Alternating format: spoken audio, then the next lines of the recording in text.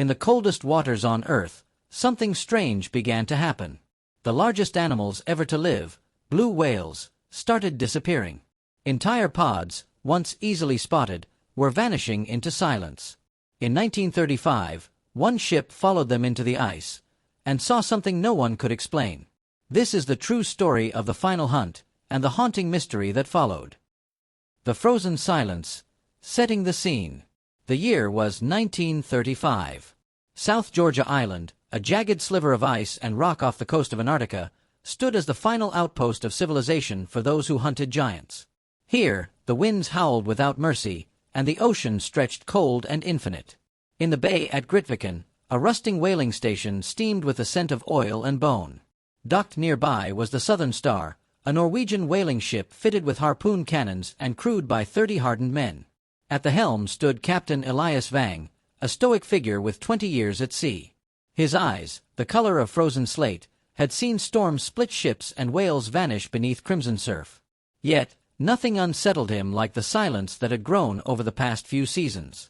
Blue whales, the largest animals to have ever lived, were disappearing. In the early 20th century, commercial whaling was at its peak. Hundreds of ships roamed the Southern Ocean, harvesting thousands of whales for oil, baleen, and meat. Blue whales, once abundant, could reach nearly 100 feet and weigh over 150 tons. They moved in slow majesty, breathing columns of mist into the polar sky. But by 1935, the catches were fewer, and the sightings rarer still. 3 weeks. Not one blow on the horizon, grumbled First Mate Henrik Alstad, scanning the glassy sea through cracked binoculars. Captain Vang said nothing. He held an open logbook in his gloved hands. Inside were pages of sightings and coordinates, lines he'd drawn and redrawn a dozen times. All led to empty water. Some believed the whales had fled north, disturbed by the mechanized slaughter. Others whispered stranger theories, that they'd gone deeper, beneath ocean canyons no man had charted. But Vang had a different belief. They were still here, watching, learning. During the previous season, he had pursued a small pod farther than he'd ever dared, beyond the South Sandwich Trench. There, he'd glimpsed something, not just the whales, but behavior he couldn't explain. They surfaced together in silence, then vanished as if they'd melted into the sea. It wasn't panic. It felt deliberate, coordinated. "It's as if they know when we're coming," he once said to Henrik. That year, he returned to Grytviken not with triumph, but with a haunted look and a damaged stern, courtesy of a rogue iceberg. Some crew left after that. Those who remained were drawn by either loyalty or curiosity. Now, as the Southern Star prepared for a new expedition, the mood was brittle. Oil prices were high, quotas loomed, and the whaling company offered bonuses for blue whale captures. But there was something else in the air, an unspoken awareness that the ocean was changing. The hunt was no longer a pursuit of giants. It was a search for ghosts. Before leaving port, Vang visited the Grytviken archives, where old whalers had recorded decades of observations. There, he found a curious entry from 1912, made by a Scottish captain. Pod seen circling a dead calf. Unusual morning. Refused to flee. Behavior unnatural. Turned south. That detail lodged in his mind like a splinter. As the Southern Star steamed out into the gray Antarctic dawn, icebergs shimmered like floating cathedrals. The engines groaned, and the sea swallowed their wake. Vang stood alone on the bridge, scanning the waves, not for whales, but for signs. Whatever had changed beneath these waters wasn't random. He felt it in his bones, and he intended to find it. Echoes in the ice. The conflict begins. 3 days into open sea, the crew of the Southern Star had seen nothing, no blows, no shadows, not even a gull. The Southern Ocean lay still as polished stone, and the stillness gnawed at the men. Captain Vang spent hours at the chart table, circling old sightings and aligning them with currents. His hands shook, not from cold, but from anticipation. Then came the signal. Just before dawn, the radio crackled. It was the Nordlys, a Norwegian catcher boat 40 nautical miles northeast, reporting a pod of 5 blue whales moving slowly along the edge of a shelf near the Weddell Sea. Coordinates were given, and the Southern Star changed course. "Blue whales, sir," Henrik said. "It's the first report all season." Vang didn't respond right away. He tapped the edge of the chart, calculating.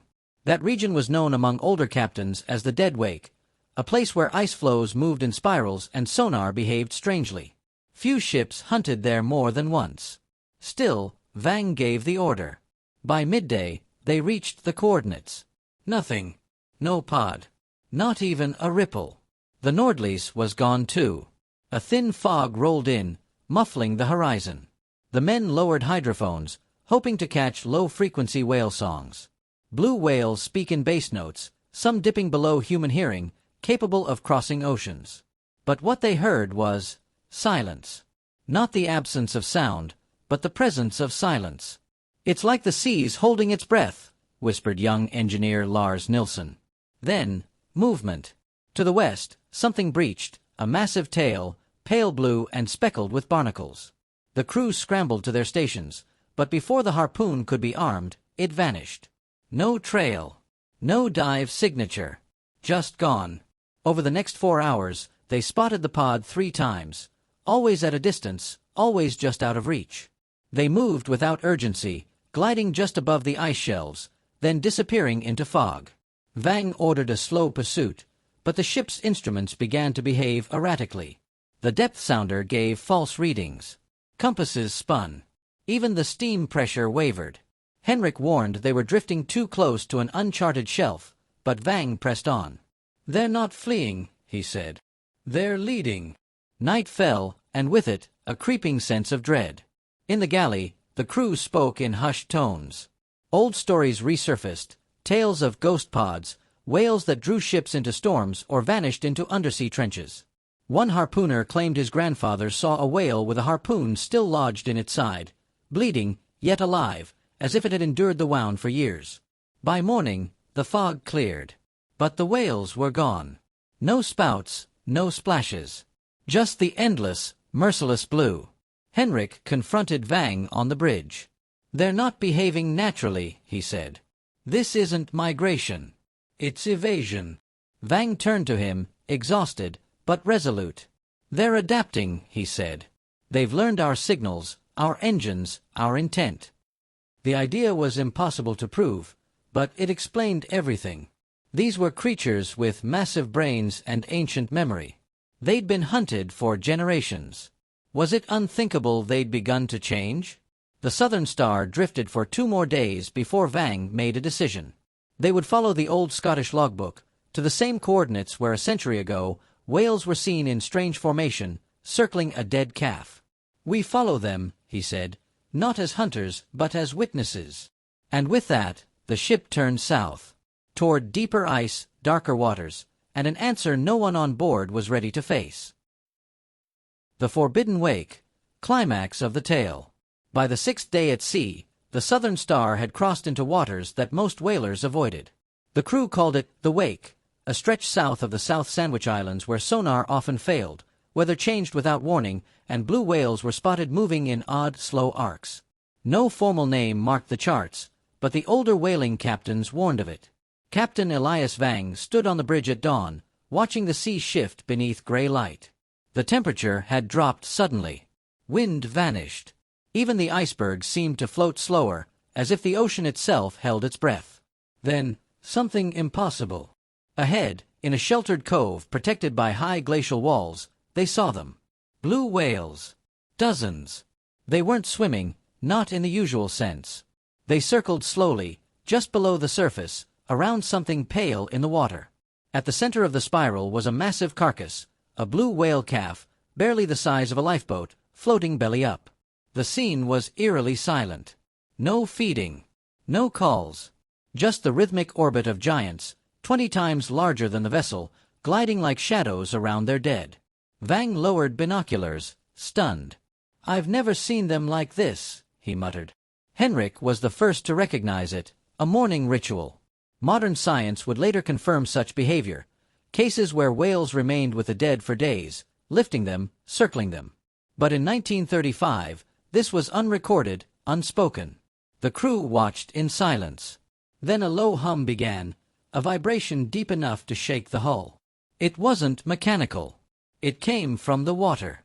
The whales were singing. Not in the way the men had heard before. This was deeper, layered, like overlapping voices in a cathedral. The sound was felt in the bones more than heard by the ears. "It's communication," Lars whispered. "They're telling each other something." Vang's eyes didn't leave the circle. Or remembering something. Tension swelled. Some crew wanted to leave. Others whispered of opportunity. A pod that size, unarmed, unaware, could bring in enough oil to fill half the season's quota. Vang hesitated. For all his obsession, he had never fired a harpoon without certainty. But this moment teetered between awe and desperation. His orders were clear: bring back whales. And yet, something about the scene warned him. Still, greed whispered. He ordered the harpoon armed. Henrik objected. "Sir, this isn't a hunt. This is something else." But the cannon was loaded. The moment before Vang gave the signal, a crewman screamed from the lookout.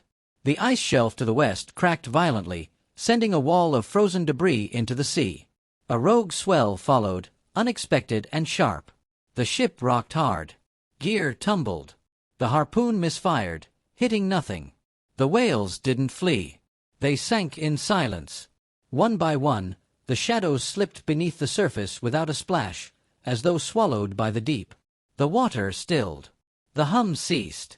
Only the calf remained, floating. Then it, too, was gone. The men stood speechless. The ship had sustained damage to the rudder and a lifeboat was lost. But worse than any break was the weight in the air, the sense that they had trespassed. That night, no one spoke. Henrik finally said what all had felt. "They knew we were watching. They let us see." Vang didn't reply. His logbook remained open, his pen unmoving. He had chased shadows for years, but what he found was not a creature, not even a mystery. It was a message. One he didn't yet understand. And as the Southern Star limped back toward the ice edge, the silence behind them grew heavier than any storm. Beneath the blue, resolution and reflection. The Southern Star never returned to its planned route. After the encounter in the cove, the ship limped northward through rough seas, its rudder compromised, one lifeboat gone, and the morale of its crew frayed beyond repair.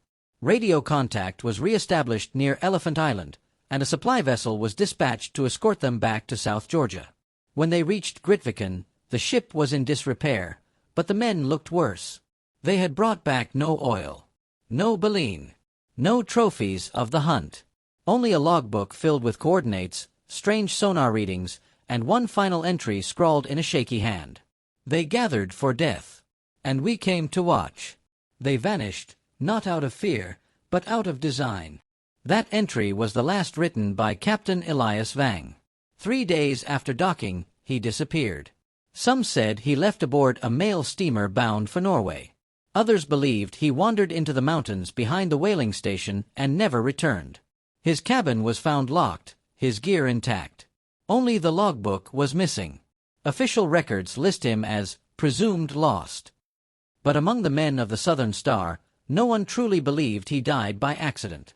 They believed he had seen something, felt something, that changed him. And he could not go back to the world he'd left behind. In the decades that followed, the blue whale population in the Southern Ocean continued to collapse. From an estimated 350,000 blue whales before industrial whaling, their numbers fell to just a few thousand by the 1970s. Entire stretches of sea fell silent. Whaling stations were shuttered. The hunt was over. And yet, something curious began to happen. In 2019, nearly a century after Vang's final voyage, researchers from the British Antarctic Survey observed something few believed would ever happen again: blue whales returning. Dozens were spotted near the old whaling grounds of South Georgia, singing, surfacing, circling. Scientists recorded vocalizations unlike those catalogued before, complex, layered calls believed to travel across entire ocean basins. Some were at such low frequencies that they could not be heard by human ears, only detected through sensitive hydrophones. It confirmed what many had long suspected: blue whales communicate in ways we still don't understand. They remember, not as isolated creatures, but as a culture, passing knowledge across generations through sound and song. Avoiding ships, altering routes, mourning their dead, teaching their young. Looking back, What Captain Vang witnessed in that icy cove may not have been chance. It may have been a message, a warning, or perhaps a farewell. And the whales, they let him see it. Today, no whaling ships hunt in Antarctic waters. The blue whales remain critically endangered, but slowly they return. In the silence left by harpoons, they sing again. The mystery of the pod, the calf, the spiral, none of it has been explained. It exists only in whispers, in lost logs, and the haunted memories of a few aging sailors who once chased giants and instead found something far more profound. They found intelligence not defined by tools or language, but by memory, grief, strategy, survival. And as the ice melts and the seas rise, the blue whales still move, beneath the waves, beyond our maps, carrying with them secrets deeper than any trench. We were never the only watchers.